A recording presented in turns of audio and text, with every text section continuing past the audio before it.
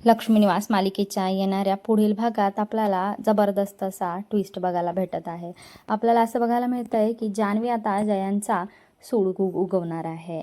तिने आता जयंतला त्रास देण्याचंच ठरवलेलं आहे आणि त्याची पहिली पायरी म्हणून आता जयंतने ज्या वॉचमनला मारहाण केली होती त्याचा भाऊ आता जयंतच्या ऑफिसमध्ये पोहोचतोय आणि तो व्हिडिओ दाखवून जयंतला म्हणतो की तू माझ्या भावाला खूप मारहाण केली होतीस आणि त्यासाठी मी आता पोलीस केस करणार आहे.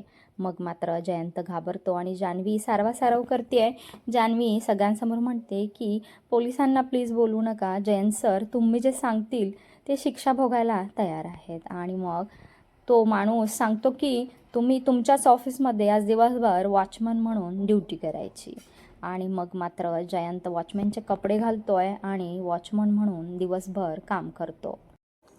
जयंत मग दिवसभर स्वतःच्याच ऑफिसमध्ये वॉचमन बनवून ड्युटी करू लागतो आणि हे सगळं पाहून विश्वाला खूप आनंद झालेला असतो.